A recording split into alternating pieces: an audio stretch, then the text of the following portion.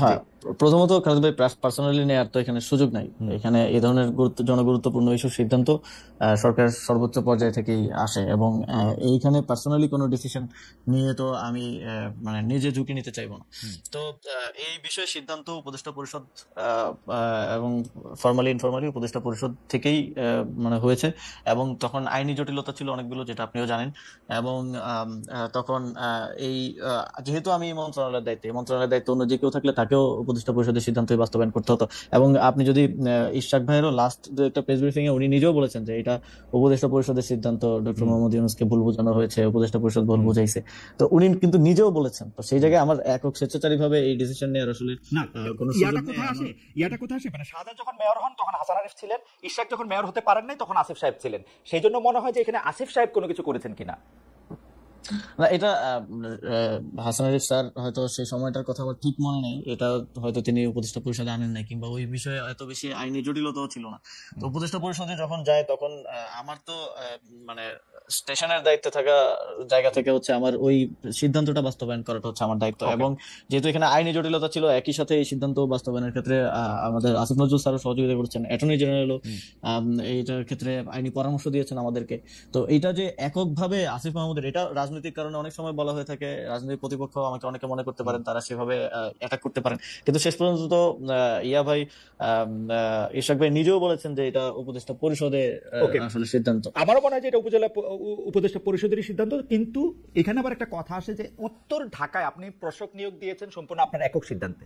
জনাব এজাজ সাহেবের আগে পিছে এইটা নিয়ে কি আপনি একটু বলবেন? ইদানিং আবার শুনতেছি যে এজাজ সাহেব আপনার এবং সৈয়দা রেজানা হাসান যিনি আরেকজন উপদেষ্টা, তাদের দুইজনের একক পছন্দ। তাদের আপনি একটু এজাজ ভাইয়ের নিয়োগটাও কিন্তু উপদেষ্টা পরিষদের সিদ্ধান্ত। এটা কোনো মানে এটা তো ফর্মাল এজেন্ডা উত্থাপন হয় নাই, কিন্তু উপদেষ্টা পরিষদের বিবিধে এই বিষয়ে আলোচনা হয়েছে। এবং ওই দিন আমি কোনো একটা কারণে আমি হয়তো সফরে ছিলাম, আমি উপদেষ্টা পরিষদের ওই বৈঠকে ছিলাম না। ইভেন ওই উপদেষ্টা পরিষদের বৈঠকে আমি নিজে ছিলাম না। তো সেই উপদেষ্টা পরিষদের সিদ্ধান্ত হয়েছে, আমাকে সিদ্ধান্ত জানানো হয়েছে, আমি সেটা বাস্তবায়ন করেছি। তো এখন এটা তো পারসেপশন, ওই যে বললাম যে রাজনৈতিক কারণে পারসেপশন তৈরি করা হয় যে একক সিদ্ধান্ত এত বড় জায়গায় আসলে নেওয়ার সুযোগ নেই। যদি একক সিদ্ধান্ত নেওয়ার সুযোগ থাকতো আমি লোকাল গভর্নমেন্ট ইলেকশন দিয়ে দিতাম আরো অনেক কিছু। আপনার কাছে কি মনে হয় না ডক্টর মোহাম্মদ ইউনূস যদি তার কোনো একটা বক্তব্যে বা কোনো জায়গায় কোনো কিছুতে যদি এটা পরিষ্কার করতেন যেটা উপদেষ্টা পরিষদের সিদ্ধান্ত, তাহলে আপনার উপর এতগুলি জিনিস আসতো না? এবং ডক্টর মোহাম্মদ ইউনূস ইচ্ছা করে বা ডক্টর মোহাম্মদ ইউনূসের অন্যান্য উপদেষ্টা পরিষদ ইচ্ছা করে এটা জনাব আসিফের উপরে আনতেছেন, এরকম আপনার মনে হয়? এখানে হয়তো সরকার থেকে আরো ভালো কমিউনিকেশন করার সুযোগ ছিল। এটা উনি নিজে না বলেও উনার প্রেস সচিবকে দিয়ে এটা বলাতে পারতেন। আমি কিন্তু এটা এখন পর্যন্ত, মানে আপনি ঠিকই বলেছেন, ইশরাক সাহেব বলেছেন যে এটা উপদেষ্টা পরিষদের সিদ্ধান্ত, কিন্তু উপদেষ্টা পরিষদের কারো মুখে বা এর কাছে কিন্তু শুনে আমার মানে প্রফেসর আসিফ নজরুল আমার উপর্যুপরি প্রশ্ন জবাবে তিনি বলেছেন যে তখন হাসান আরিফ এটা খেয়াল করে নাই, এবারে আসিফ সাহেব সেটা খেয়াল করেছেন। স্পষ্ট, আমি সত্যি মানে সামারি করলে এরকমই দাঁড়ায় কথাটা। তো আমার কাছে মনে হয়েছে যে আমি জনাব হাসান আরিফকে অনেকদিন ধরে চিনি, আমার কাছে মনে হয়েছে যে যেটি জনাব হাসান আরিফের কাছে মনে হইলো যে না আইনি বিষয়ে এটি চলতে পারে, সেটি জনাব আসিফের যখন মনে না হইলো, তার মানে উনি ব্যক্তিগতভাবে ব্যাপারটা নিলেন। এটা কি আপনার মনে হয় না এটা পরিষ্কার করা দরকার ছিল সরকারের? হ্যাঁ, সরকারের পক্ষ থেকে আরো বেটার কমিউনিকেশন হতে পারতো, যেটা হয় নাই আনফরচুনেটলি। তবে এখানে আসলে ব্যক্তিগতভাবে আমি যেটা বারবার বলছি যে ব্যক্তিগতভাবে সিদ্ধান্ত নেওয়ার কোনো সুযোগই নেই। এত বড় গুরুত্বপূর্ণ বিষয়, যেই বিষয় নিয়ে যমুনার সামনে মানে যমুনা পর্যন্ত ব্লকেড হয়ে গেল, অবরোধ হয়ে গেল, এরকম বিষয় নিয়ে আমি আসিফ মাহমুদ একা সিদ্ধান্ত নিয়ে নিব, এটা আসলে মানে এটা আমি মনে করি না যে কোনো সচেতন মানুষ এটা বিশ্বাস করবে। ইভেন যেহেতু মানে ইশরাক ভাইও বলছে এটা খুব ক্লিয়ার যে এটা উপদেষ্টা পরিষদের সিদ্ধান্ত ছিল, এবং এজাজ ভাইয়ের নিয়োগটাও উপদেষ্টা পরিষদের সিদ্ধান্ত ছিল, এবং ওই দিন উপদেষ্টা পরিষদের ওই বৈঠকে পর্যন্ত আমি উপস্থিত ছিলাম না। যেহেতু আমি স্টেশনের দায়িত্বে আছি, সেই জায়গা থেকে আমার হচ্ছে সিদ্ধান্তগুলো বাস্তবায়ন করতে হয়। আমার এখানে একটা রাজনৈতিক অ্যাঙ্গেল দেওয়ার চেষ্টা করা হয়, রাজনৈতিক বিভিন্ন ব্যাপার এখানে আছে। অ্যাবসলিউটলি। এবং বাংলা ভাষায় এই প্রবাদটাকে আমরা বলি যে পরের ঘাড়ে বন্দুক রেখে পাখি শিকার করা। এখানে আমরা আমরা আমরা একটু আপনার কাছে আসি। সেইটা হচ্ছে যে সম্প্রতি মুরাদনগরে মানে ইনসিডেন্টালি আমি জনাব আসিফ মাহমুদ সচিব আপনার কাছ থেকে আরেকটু বেশি সময় আমি একটু চেয়ে নিচ্ছি, যে কারণ আমরা একটু আরো কিছু প্রশ্ন আপনার মধ্যে। সম্প্রতি মুরাদনগর ইনসিডেন্টালি মুরাদনগর আমারও উপজেলা, মানে আমার পিতামহ সেই উপজেলা থেকে এসছেন, আমার বাবা দাদা যাদেরকে বলে আর কি। তো আমারও কিছু খবর পাওয়ার কিছু নিজস্ব সোর্স আছে, তো সেই জন্য আমি দায়িত্ব নিয়ে বলছি যে এইটা আসলে সরকারের সাপ্লাই করা কোনো সোর্স না। তো সেই জন্য আমি বলতেছি যে এই কথা তো ঠিক যে একই পরিবারের তিনজনের হত্যা, চাঁদাবাজি, সালিশবাণী, যেমন নানা অভিযোগ ইউপি চেয়ারম্যান শিমুল বিল্লালের বিরুদ্ধে আসে। মানে মানে সারা দেশে আওয়ামী লীগের রাজনীতিতে জড়িত চেয়ারম্যান কেউ পলাতক, কেউ জেলখানায়, অনেককে চেয়ারম্যান থেকে বহিষ্কার করা হয়েছে, কিন্তু শিমুল বিল্লাল কিভাবে টিকে গেলেন? এখন এই কথা এই কারণে আসছে যে সরি শিমুল সাহেবের যে এইটা আসছে এরকম, সেইটার জন্য আপনার বাবা তাকে শেল্টার দিচ্ছেন, এবং আপনার বাবা তাকে শেল্টার দিচ্ছেন যে ক্ষমতা খাটিয়ে, সে ক্ষমতার নাম হচ্ছে আসিফ মোহাম্মদ সজীব ভুঁইয়া। আপনি কি একটু বলবেন যে এই একটা নৃশংস অপরাধ, আমি বাংলা ভিশনের যে কি দেখানো হয়েছে সেখান থেকে আলাদা করে আমি যতটুকু জিনিস সম্পর্কে শিওর হতে পেরেছি শুধু ততটুকু জিনিসই আপনাকে বললাম, যে 3 জন, তার হত্যা, চাঁদাবাজি, সালিশ, বাণিজ্য, ইউপি চেয়ারম্যান, সে আওয়ামী লীগ আমলে ছিল, সবটা মিলে যদি আপনি একটু বলতেন যে আপনার বাবা তাকে সেটা দিচ্ছে, এবং আপনি আপনার পলিটিক্যাল গেইনকে সামনে রেখে আপনার বাবা বিএনপির এগেইনস্টে আওয়ামী লীগের লোকজনকে দিয়ে একটা পলিটিক্যাল একটা জায়গা তৈরি করতে চাচ্ছেন কিনা? আচ্ছা, প্রথমত হচ্ছে এই যে আমরা এই সরকার দায়িত্ব আসার পরে, তখন হাসানুল সাহেব দায়িত্বে ছিলেন স্থানীয় সরকার বিভাগে, তখন পৌরসভা, জেলা পরিষদ, উপজেলা পরিষদ, সিটি কর্পোরেশন, এই সবগুলো হচ্ছে ভেঙে দেওয়া হয়েছিল অধ্যাদেশ জারি করে এবং পরবর্তীতে পরিপত্র জারি করে। কিন্তু ইউনিয়ন পরিষদ ভাঙা হয় নাই। ইউনিয়ন পরিষদ ভাঙা হয় নাই এই বিবেচনায় যে এতগুলো ইউনিয়ন পরিষদে পরিচালনার মতো যথেষ্ট পর্যাপ্ত, মানে প্রশাসক দেওয়ার মতো পর্যাপ্ত অফিসার আমাদের আসলে ফিল্ড পর্যায়ে নাই। সেই কারণে ইউনিয়ন পরিষদ ভাঙা হয় নাই। এবং ইউনিয়ন পরিষদের ক্ষেত্রে যারা পলাতক ছিল, যেহেতু ভাঙা হয় নাই, অধ্যাদেশ পরিবর্তন হয় নাই, সেহেতু যে কাউকে যে কোনো সময় বের করে দেওয়ার সুযোগ নাই। যারা পলাতক ছিল তাদের ক্ষেত্রে স্পষ্ট উল্লেখ আছে 60 দিন স্টেশনে উপস্থিত না থাকলে তাকে বরখাস্ত করা যাবে। সেই প্রক্রিয়ায় অনেককে বরখাস্ত করা হয়েছিল। কিন্তু শিমুল বিল্লালের ঘটনা আমি পরবর্তীতে খোঁজ নিয়ে যতটুকু জেনেছি, তিনি স্বতন্ত্র প্রার্থী হিসেবে ইলেকশন করেছেন এবং তিনি 5 আগস্টের পরে পলাতক ছিলেন না একদিনের জন্য, তিনি স্টেশনেই ছিলেন। তো নিয়ম অনুযায়ী আসলে তাকে করা হয় নাই। এবং এই যে একটা রিপোর্টে বলা হয়েছে যে সব ইউনিয়ন পরিষদ চেয়ারম্যানদেরকে অপসারণ করা হয়েছে, এটা সম্পূর্ণ মিথ্যা। এই সংক্রান্ত ইউনিয়ন পরিষদ অধ্যাদেশ তখন করা হয়নি, তখন অ্যামেন্ডমেন্টও করা হয়নি এবং পরিপত্র জারি করা হয়নি। ইউনিয়ন পরিষদগুলো আগের মতোই বহাল ছিল, শুধুমাত্র যারা পলাতক ছিল, স্টেশনে ছিল না, যাদের বিরুদ্ধে অনাস্থা এসেছে, আইন অনুযায়ী তাদেরকে অপসারণ করা হয়েছে। আপনি কি বলতে চাচ্ছেন যে জনাব শিমুল বিল্লাল আওয়ামী লীগের রাজনীতির সাথে জড়িত ছিলেন না? আওয়ামী লীগের রাজনীতির সাথে জড়িত ছিল কিনা আমি জানি না, তবে স্বতন্ত্র প্রার্থী ছিল এতটুকু আমি জানি। আচ্ছা, তিনি স্বতন্ত্র প্রার্থী হিসেবে নির্বাচনে জয়ী হয়েছেন যতদূর আমি জানি। এবং শেল্টার বিষয় যেটা বলা হয় যে ওই যে একটা ছবি দিয়ে হচ্ছে বলা হয় যে শেল্টার দেওয়া হচ্ছে, ওই ছবিটা কিন্তু ওই ঘটনারও আরো অনেকদিন আগের। এবং ছবিটা দেওয়ার সময় খুব ক্লেভারলি ওই যে নিচে যে ডেট লেখা থাকে, অনেক ফোন দিয়ে ছবি তুলে ডেট লেখা থাকে, ওই ডেট এন্ড টাইমটা আসলে কেটে দেওয়া হয়েছে। আমার কাছে ওই ডেট এন্ড টাইম সহ ছবিটা আছে। তো এখানে একটা পারসেপশন তৈরি করা হয়েছে এই জায়গা থেকে। তো ঘটনা আমি স্থানীয় প্রশাসন, পুলিশ সবার সাথে কথা বলে যতটুকু জেনেছি, এই ঘটনাটা যেদিন ঘটে এবং বাদীর স্টেটমেন্টও আমি পেয়েছি যে তিনি ভিকটিম, তিনিও বলেছেন যে আগের রাতে 2টায় ওইখানকার যিনি বিএনপির উপজেলা যুগ্ম আহ্বায়ক এবং ওই ইউনিয়ন পরিষদের সাবেক চেয়ারম্যান, তার বাসায় ওই বৈঠকটা হয়, যে বৈঠকে আসলে হত্যার বা হামলা করার সিদ্ধান্ত হয়েছিল। শাহ আলম, তিনি কিছুদিন আগে অ্যারেস্ট হয়েছেন। ওই বৈঠকে এখন যাকে আওয়ামী লীগের চেয়ারম্যান বলা হচ্ছে শিমুল বিল্লাল, তিনিও উপস্থিত ছিলেন ওই বৈঠকে। ওই ওয়ার্ডের মেম্বার উপস্থিত ছিল, ওই এলাকাবাসীর যারা মাথা আছে সবাই উপস্থিত ছিল। রাত 2টা বাজে বৈঠক হয়। এইটা কিন্তু হচ্ছে বাদীর স্টেটমেন্ট, আমার কাছে স্টেটমেন্ট অডিও রেকর্ড আছে। এটা বাদী নিজে বলছেন যে ওই বাসায় বৈঠক করে হত্যার সিদ্ধান্ত হয়। এবং প্রথম 15 দিনের বক্তব্য যদি দেখেন, ভিকটিম ফ্যামিলির কোথাও আমার নাম কিংবা আমার বাবার নাম নাই। এবং যেই ব্যক্তি এই ঘটনায় তার স্ত্রী হারিয়েছে, 2 সন্তান হারিয়েছে, তার স্টেটমেন্ট আছে, ছোটখাটো মিডিয়াতে এসেছে, যে তিনি বলছেন যে তাদেরকে এই ঘটনা ঘটার পরে বিএনপির নেতাকর্মীরা তাদের বাসায় যান, তাদেরকে নানাভাবে চাপ প্রয়োগ করেন, কুপরামর্শ দেন, উপদেষ্টার বাবা এবং উপদেষ্টার নাম মামলায় অন্তর্ভুক্ত করতে বলেন, কিন্তু তারা সেটাতে আপত্তি দেন এবং সেটা তারা করেননি। কিন্তু পরিবারের আরেকাংশকে এবং তার মেয়ের ব্যাপারে যখন আমরা বিভিন্নভাবে তার সাথে কথা বলার চেষ্টা করি, তিনি বলেন যে তার মেয়েকে তিনি আর সেই সময়ের পর থেকে পাচ্ছে না, তার মেয়ে অন্য জায়গায় আছে। এবং এই যে বিভিন্ন ধরনের স্টেটমেন্ট, বক্তব্য, যেটা প্রথম 15 দিনে আসে নাই। আপনি তো যে কোনো ক্রাইমের ক্ষেত্রে যদি আপনি ভিকটিমের বক্তব্য নেন, তাহলে তো আপনার ফার্স্ট বক্তব্যটা বিশ্বাসযোগ্য হওয়া উচিত, যেটা পরবর্তীতে তাদেরকে। এবং এটা কি এরকম হতে পারে জনাব ভুঁইয়া, এটা কি এরকম হতে পারে যে প্রথম দিকে আপনার ভয়ে তারা সত্যি কথা বলতে পারেন নাই? আমার ভয় তো প্রথম দিকে যদি আমার ভয়ে না বলতে পারে, পরে কিভাবে তাহলে বলতেছে? অনেক কষ্টে সাহস এটা। এবং এবং না, এখানে যদি যার স্ত্রী মারা গেছে, যার 2 সন্তান মারা গেছে এবং উনি সেখানে থাকলে উনিও হয়তো মারা যেতে পারতেন। তিনি বলছেন যে তাদেরকে চাপ প্রয়োগ করা হয়েছে। ভিডিওটা আছে, আমি প্লে করে আপনাকে শোনাতে পারি যে তাদেরকে চাপ প্রয়োগ করা হয়েছে, তাদেরকে পরামর্শ দেওয়া হয়েছে যেন তারা আমাদের নাম অন্তর্ভুক্ত করেন, কিন্তু তারা সেটা প্রাথমিকভাবে রিফিউজ করেছে। ওকে, তার নিজের স্টেটমেন্ট আছে। ওকে, আমার মনে হয় যে আমরা আরেকটু অন্য জায়গায় যাই।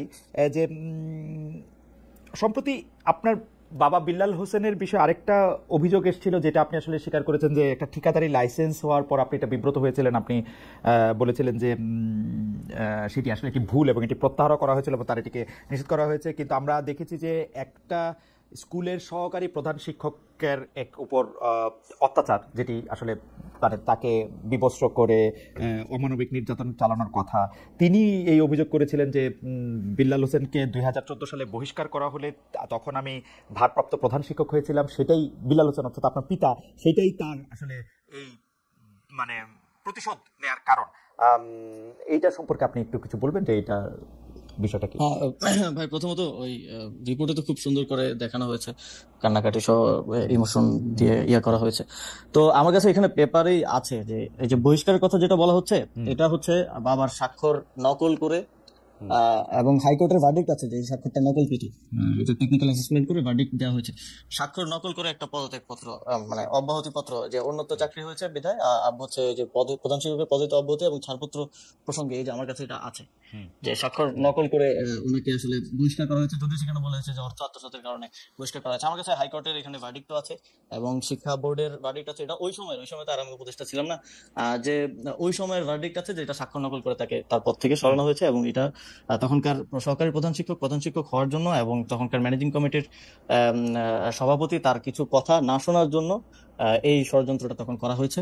এবং আমার কাছে এই তখন, এবং এই যে শিক্ষারানী যার কথা বলেছে, তিনিও 4 বার বহিষ্কৃত হয়েছেন, 4 বার, একবার না 4 বার, এবং 4 বারের মধ্যে 3 বারই ওই সময়কার যিনি ম্যানেজিং কমিটির ডিরেক্টর মানে সভাপতি মোহাম্মদ আলীর দ্বারা 3 বার তিনি হয়েছেন। পরবর্তীতে তাদের মধ্যে বোঝাপড়া হয়েছে এবং তারা বাবার বিরুদ্ধে এটা করেছে, যদিও হাইকোর্টের রায় একবার না, যখন শিক্ষা বোর্ড আব্বুকে পুনর্বহাল করলো সেটা মানলো না। আপনার কাছে কি মনে হয় যে এই যে একটা ষড়যন্ত্র বা আপনি যেটাকে বলছিলেন যে এইভাবে সাজানো গোছানো জিনিস, এটার কারণ কি? জনাব বিল্লাল সাহেব কি রাজনীতিতে ওখানে সক্রিয়, নাকি তিনি রাজনীতি করবেন, নাকি আপনি উপদেষ্টা হওয়ার পরে আপনার এই জায়গার শত্রু বেড়েছে বলে আপনার মনে হয়? এটা আমি মুরাদনগরের বিষয়ে যদি বলি, মুরাদনগরের ইয়াটা ছিল নির্বাচন করা কিংবা রাজনীতি করার জায়গা থেকে না, কারণ মানে আমি যদি রাজনীতি করিও আমার মানে রাজনীতির সেন্টারটা মুরাদনগর হওয়াটা আমার জন্যই আরো নেগেটিভ, কারণ যোগাযোগ থেকে শুরু করে সময়, কারণ আমি পলিটিক্স করলে আমি ন্যাশনাল জায়গা থেকে, ন্যাশনাল অ্যাপ্রোচ থেকে করবো, আমি তার স্থানীয় পর্যায়ের নেতা হিসেবে রাজনীতিটা করবো না।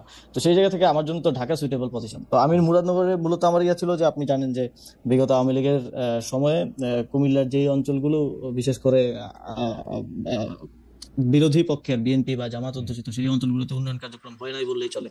এবং আমার এখানে আমি এসে দেখলাম যে অনেকগুলো কাজ স্যাংশন হয়ে আছে, বরাদ্দ আছে, কিন্তু সেগুলোর কাজগুলো আসলে শুরু করা হয় নাই ওই আঞ্চলিক বৈষম্যের কারণে। আমি সেই কাজগুলা আসলে করতে চাইছি এলাকায়, এবং ওই সংক্রান্ত যেই কার্যক্রম সেটার সাথে ঠিকাদারি নিয়ে মানে ঠিকাদারি সংক্রান্ত টাকা পয়সা, ঠিকাদারি সংক্রান্ত কিছু না। এখানে আসলে যেই লাইসেন্সটা বাবা করেছিলেন সেটা ছিল জেলা পর্যায়ের একটা লাইসেন্স, এটা মানে অত বড় লাইসেন্সও না, যেটা আসলে এক্সিএন কর্তৃক মানে জেলা ইঞ্জিনিয়ার যিনি থাকে স্থানীয় সরকার, তিনি এটা দিয়েছেন, এবং সেটা আমি অবগত ছিলাম না। রিপোর্ট করার আগে আমাকে সাইড ভাই নক দিয়েছিলেন যে এরকম একটা বিষয় আমি পাইছি, এটা তুমি জানো কিনা। পরে আমি খোঁজ নিয়ে জানলাম যে এটা সত্য, এবং আমি ওনাকে বলার পর উনি রিপোর্ট করলাম, পরের দিন যথারীতি আমি সেটা, যেহেতু আমি এখানে দায়িত্বে থাকা অবস্থায় এটা স্বার্থের সংঘাত হয়, সেই জায়গা থেকে এটা করা।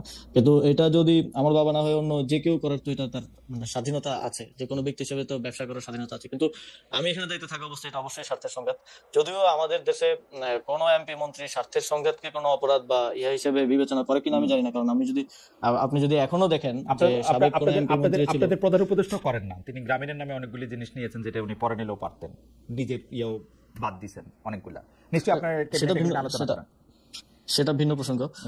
তবে আমি সেটাকে কোনোভাবেই করে নেই, প্রশ্রয় দিই, এবং সেটা আমরা কিন্তু বাতিল করেছি সাথে সাথে, এবং আমি বাবাকে বুঝিয়েছি। এবং তার ওই ঘটনার পর থেকেই মোস্টলি গত 5 মাস বাবা আমার বাসায় আছেন, উনি স্কুল থেকে ছুটি নিয়েছেন 6 মাসের, যে স্কুলে উনি প্রধান শিক্ষক সেখান থেকে ছুটি নিয়ে বাসায় আছেন। আমি বুঝিয়েছি উনি বাসায় থাকছেন, যেহেতু বাইরে গেলে নানা ধরনের বিতর্কে জড়ানোর একটা চেষ্টা আছে। এবং খালেদ ভাই, আমার কাছে যে রিপোর্টটা হয়েছিল সেই রিপোর্টের সব পেপার একদম এভিডেন্স সহ আমি একদম নিয়ে বসছি, হয়তো সময় সময় হবে না ইয়া করে। না অবশ্যই সময় হবে, আমি এটা নিয়ে কথাও বলতে চাই, কিন্তু দুটো বিষয় আপনার একটু প্রশ্ন আছে। আমি প্রথম কথা হচ্ছে যে আপনি এটা একদম পরিষ্কার করেছেন যে মুরাদনগর বা স্থানীয় রাজনীতির ক্ষেত্রে আপনি নিজেকে রাখতে চান না, স্থানীয় এলাকায় এমপি হওয়াটা সেটা আপনার জন্য নানা কারণে এটা এখন কঠিন। তো এইটি তো মোটামুটি পরিষ্কার, আপনি রাজনীতিতে এলেও আসলে মুরাদনগর থেকে আসলে নির্বাচন করার ব্যাপারে আপনার কোনো ইচ্ছা নাই, সেটি আসলে মূলত ওই এলাকায় যে কাজ বা উন্নয়ন কর্মকাণ্ডের মধ্যে থেকে আসলে ভাগবাটোয়ারা নিয়ে এটা হতেছে, এটা একটা পরিষ্কার বিষয়।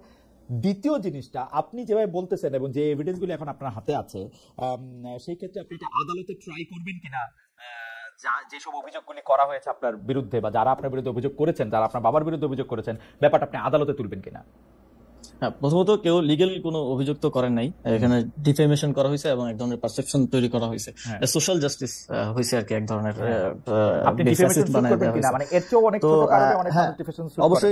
অবশ্যই আমি ডিফেমেশন শুট করব এবং সেই জন্য আমরা সব এভিডেন্স একত্র করেছি এবং যেহেতু একটা রিপোর্ট হয়েছে সেটার একটা রিবাটালও আমরা তৈরি করেছি। আমি যদিও মানে ওপেন আহ্বান জানিয়েছিলাম বাংলাদেশের যে কোনো মিডিয়াকে এটা নিয়ে একটা ফ্যাক্ট বেসড ইয়ে করার জন্য, আপনি চাইলে আপনিও করতে পারেন, দুই পক্ষের কথা শুনে, ওখানে তো একপাক্ষিক রিপোর্ট করা হয়েছে, দুই পক্ষের কথা শুনে আমাদের কাছে যে এভিডেন্স আছে এগুলো নিয়ে জনবিশ্বাস একরকম, মানে এটাতে কি বলে, একরকম চ্যালেঞ্জই আমি বলবো। তিনিও তরুণ, প্রায় আপনার থেকে একটু বড় অবশ্য, কিন্তু তিনিও তরুণ, তিনিও একরকম চ্যালেঞ্জ জানিয়েছেন। তো আমরা মনে করি যে এইসব বিষয়গুলি নিয়ে যদি কোনো ডিসপিউট হয় সেটা আদালতেই এটার মীমাংসা করা উচিত, এবং সেই ক্ষেত্রে নিশ্চয়ই আপনি উপদেষ্টা, সেই জন্য আপনি কোনো বাড়তি প্রভাব আপনার থাকবে সেটা আমরা মনে করি না। আমরা মনে করি আদালতেই এটির সমাধান হওয়া উচিত যদি এরকম। না অবশ্যই আমি উপদেষ্টা হয়ে যাই হয়ে আমার তো বিচার চাওয়ার অধিকার আছে, তো সেই জায়গা থেকে এটা আমরা আইনি ব্যবস্থা নিব এবং সেই জন্য প্রয়োজনীয় সকল ডকুমেন্টস সহ সবকিছু আমরা প্রস্তুত করছি। আপনার সাবেক এপিএস জনাব মোয়াজ্জেমের বিরুদ্ধে দুর্নীতি তদন্ত করছে দুদক, তার বিরুদ্ধে ১৭ কোটি টাকার দুর্নীতির অভিযোগ রয়েছে, তিনি দুর্নীতিতে জড়িয়ে পড়েছেন। আমাদের প্রশ্ন, এটি আপনি কখন জানতে পেরেছিলেন এবং দুর্নীতিতে জড়িয়ে তিনি আপনার নাম এবং প্রভাব খাটিয়েছেন কিনা? কারণ তার পক্ষে তো আর কোনো এক্সিকিউটিভ সিদ্ধান্ত নেওয়া সম্ভব না, সিদ্ধান্ত আপনার পক্ষে নেওয়া সম্ভব। আপনিও এটার সঙ্গে আসলে জড়িয়েছেন কিনা, যদি আপনি ফেয়ার ট্রায়াল চান, আপনারও আসলে দুদকে হাজিরা দেওয়া উচিত কিনা, পুরোটা নিয়ে যদি একটু বলেন। এটা তো খালেদ ভাই, এটা তো মানে বিভিন্ন রিপোর্টে আসলে পারসেপশন তৈরি করা হয়েছে। এখন যদি আমি প্রথম দিক থেকে বলি যে মোয়াজ্জেম নিজে অব্যাহতি দিয়েছে, তো অব্যাহতি দেওয়ার পরে এটা সংবাদ মাধ্যমে প্রচার করা হলো যে এটা ইয়ে করা হয়েছে, এটা মানে তাকে বহিষ্কার করা হয়েছে, মানে অপসারণ করা হয়েছে। অব্যাহতি আর অপসারণের মধ্যে তো পার্থক্য আছে, তো এটাকে প্রচারটা করা হয়েছে প্রাথমিকভাবে ভিন্নভাবে, এবং পরবর্তীতে আমি যেটা বললাম যে এই যে গোয়েন্দা সংস্থা চোথায় নিউজ করে ৩১১ কোটির একটা নাম্বার উইদাউট এনি রেফারেন্স উঠাই দেয়া। এখন আমি টকশোতেও একজন নেতাকে বলতে শুনলাম যে ২০০ কোটি তার অ্যাকাউন্টে পাওয়া গেছে নাকি, এটা কোনো ব্যবস্থা সরকার নিচ্ছে না। কিন্তু আপনি যদি দেখেন সে সময় ইয়ে করেন যে আমি কিন্তু যখন অভিযোগটা আসে তখন আমি নিজে দুদকের চেয়ারম্যানকে অনুরোধ করছি এই বিষয়ে ইয়া করার জন্য, তদন্ত করার জন্য, এবং দুদকে সেটা তদন্ত চলমান আছে।